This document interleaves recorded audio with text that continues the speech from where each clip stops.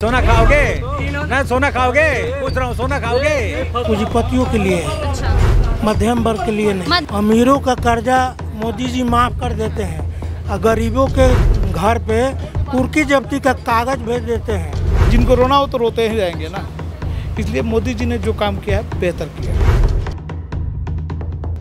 नमस्कार, मैं हूं कशिश, आप देख रहे हैं news network India. Modi ji के तीसरे कार्यकाल की 7वां बजट पेश हो चुका है। आइए जुड़ते हैं यहाँ की जनता से और जानते हैं कि जो मोदी जी ने बजट पेश किया है वो यहाँ की जनता उससे कितनी सहमत है और कितनी निराशाजनक स्थिति में मौजूद है। नमस्कार सर, क्या नाम है आपका? अजय कुमार श्रीवास्तव।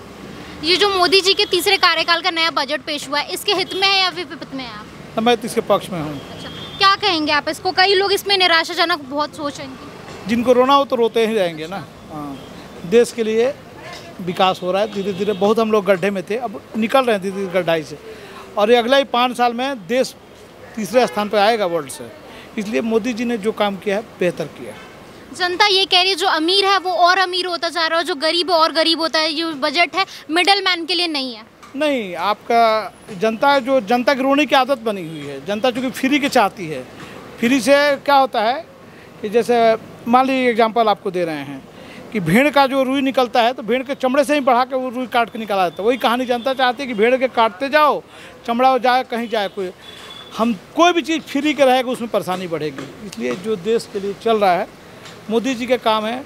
जब आए थे देश कहाँ था, आज देखिए कितने एक्सप्रेसवे बन रहे हैं, कितने एयरपोर्ट बन रहे हैं, कितने IIMT बन रहे हैं, कितना IIT बन रहे हैं। जो बच्चों के स्किल के लिए बोले हैं मोदी जी ने 15,000 रुपये देंगे IIT या स्किल जो कराएंगे, ठीक है। ये तो पहले कहाँ होता था, सब कुछ नहीं होता था। अभी जो हो रहा है बेहतर हो रहा है, और रोने वाले के रोने दीजिए।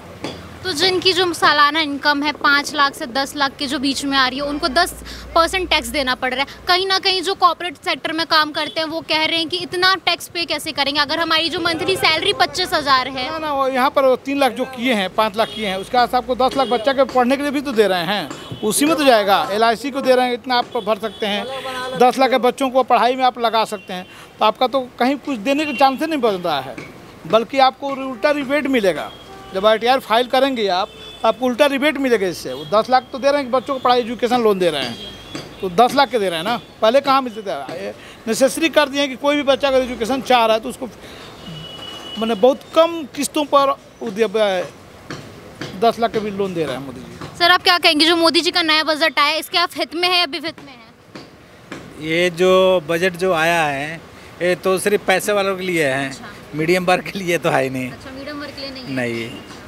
तो आप क्या कहेंगे कि जो अभी पॉलिसीज आई हैं ये सारी, जैसे इंटर्नशिप है, इंटर्नशिप करेंगे तो 5,000 मिलेगा, तो इसमें आप कितने फेवर में हैं?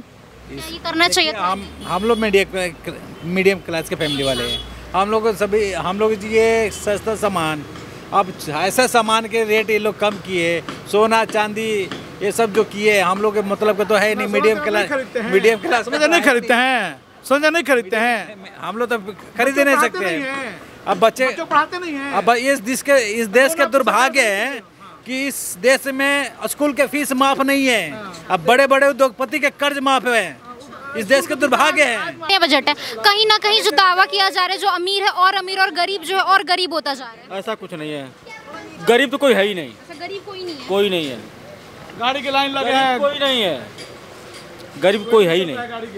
लोग का कहना है ये जो अभी नया बजट पेश हुआ है वो मिडिल क्लास के जो लोग हैं, मिडिल वर्ग के जो लोग हैं उनके लिए नहीं है। ये सबके लिए है, सब बराबर। सबके लिए है ये। सबके लिए सब बराबर है। क्या बताओ, सोना खाओगे?